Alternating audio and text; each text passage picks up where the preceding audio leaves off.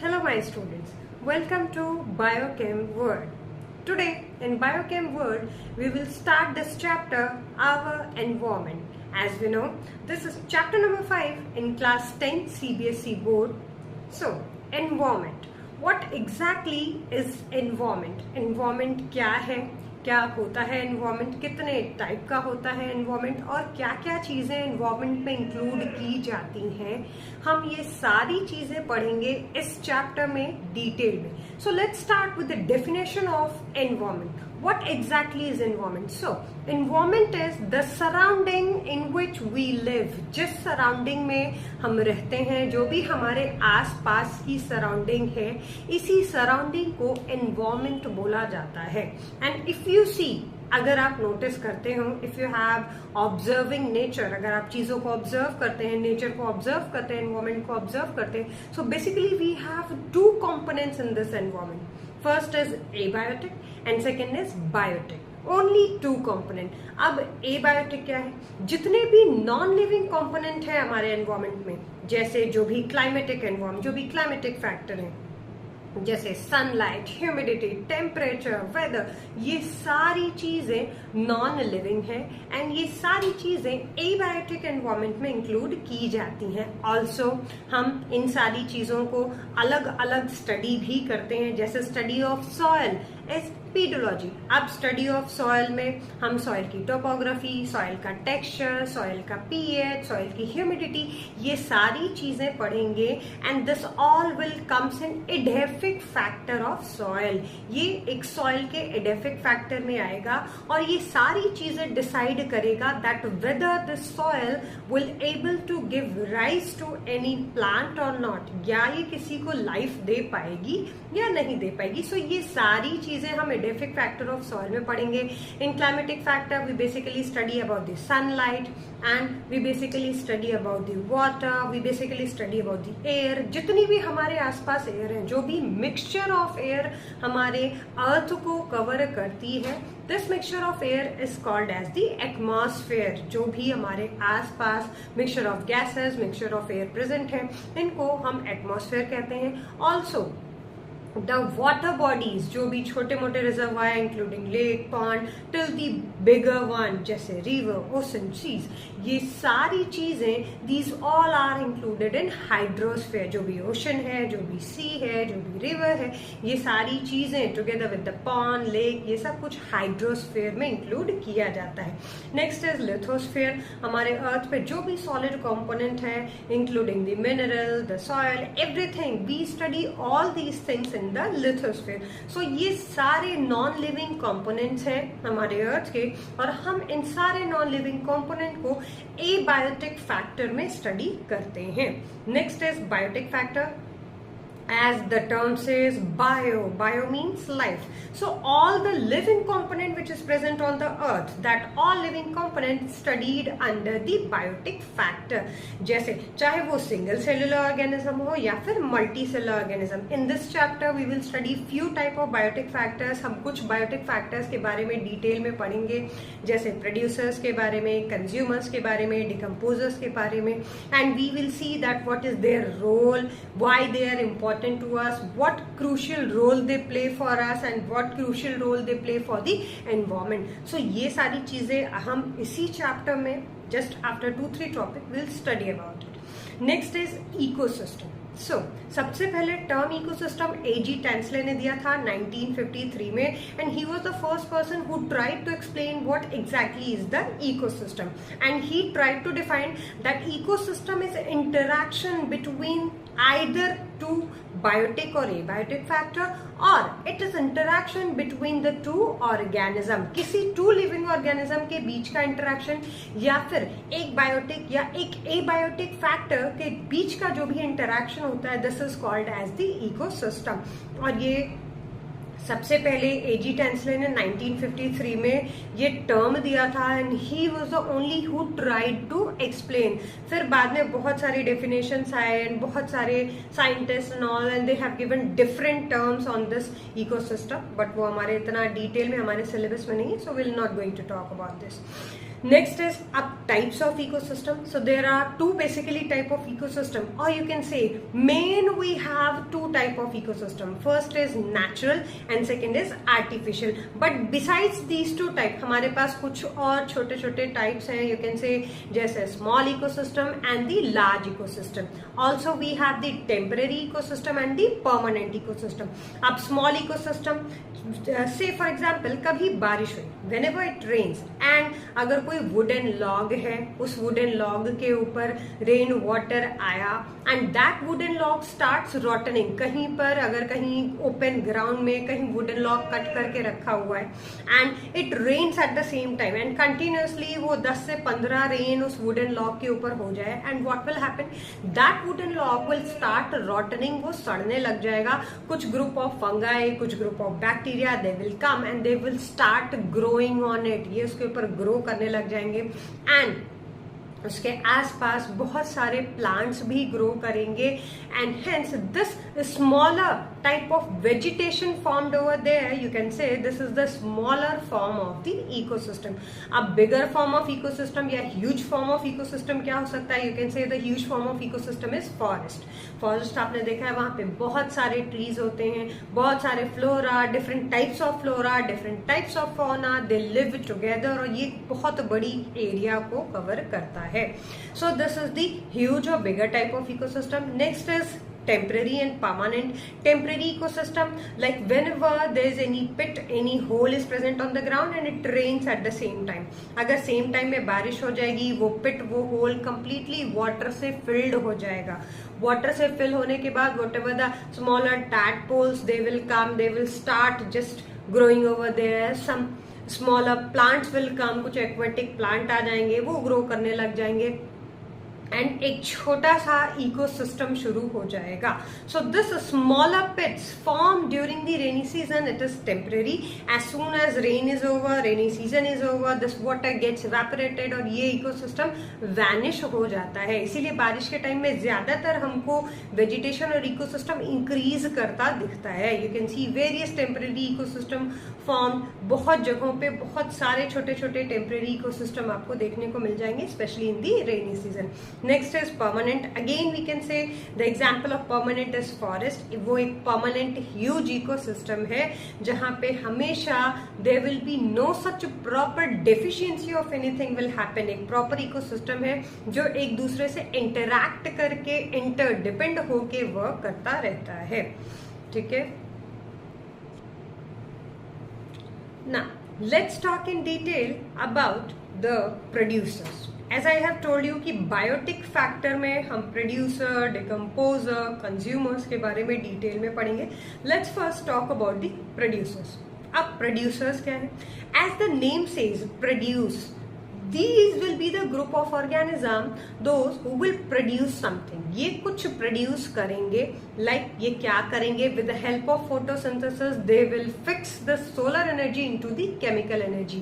ये photosynthesis के help से solar energy को fix करेंगे और ये convert करेंगे उनको chemical energy में. ये produce करेंगे what? Food. They will produce food for themselves also and for the others also. That is why they are named as the producers.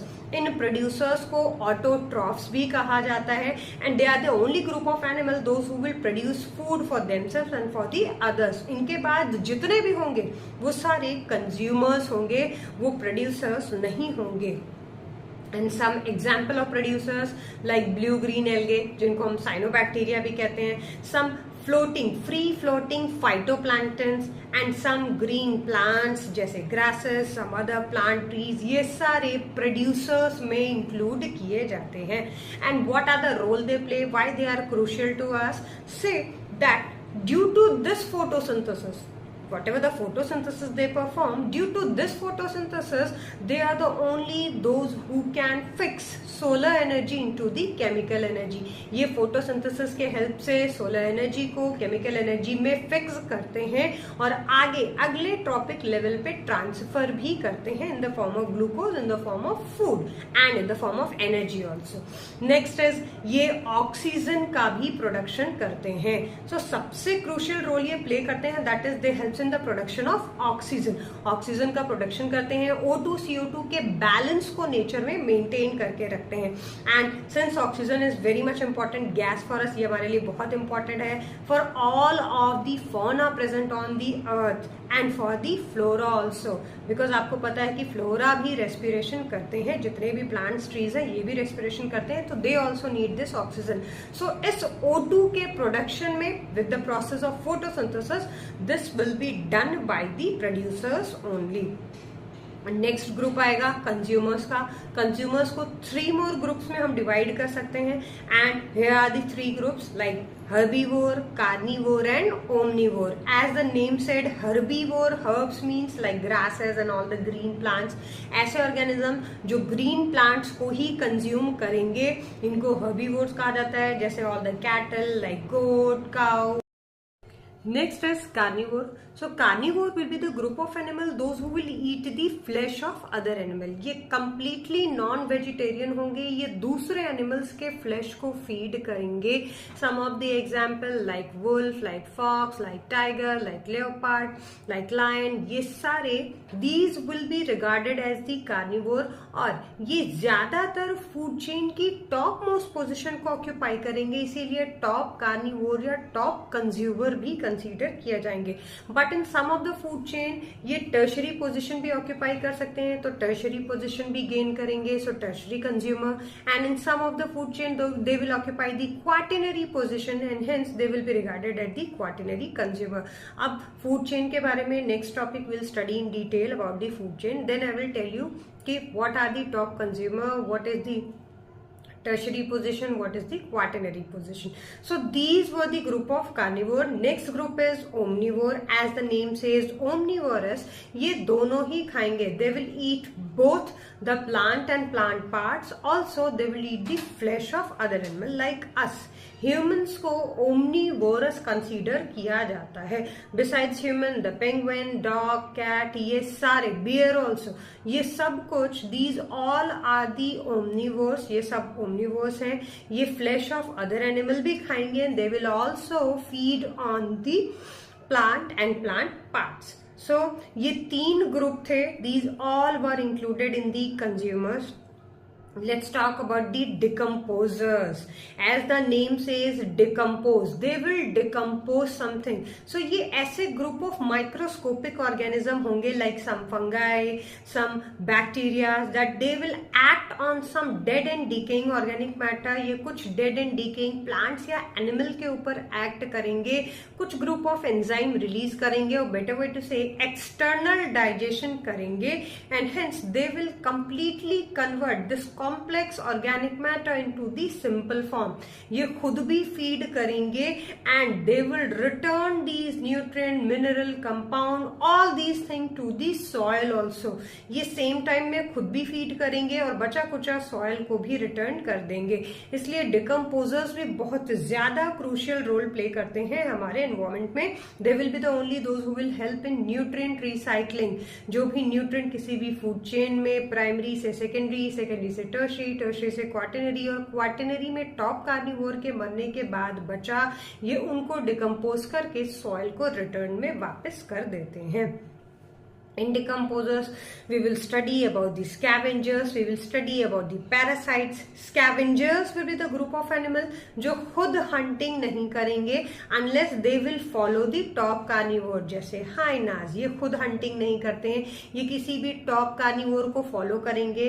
वो top carnivore अपने prey की hunting करेगा, killing करेगा और खाएगा पिएगा। जो बच जाएगा, क्योंकि वो पूरा का पूरा ऑर्गेनिज्म तो नहीं खाएगा, जो रह जाएगा, जो बच जाएगा, ये उसको छोड़ के चले जाते हैं, जो भी लायन, टाइगर, जो भी टॉप कार्निवोर होते हैं। सो जो बचा कुचा होता है ये उनको फीड करते हैं, जैसे हाइनास, वल्चर्स, ये सारे उनको फीड करते हैं जो बचे हुए डेड ऑर्गेनिज्म होते हैं।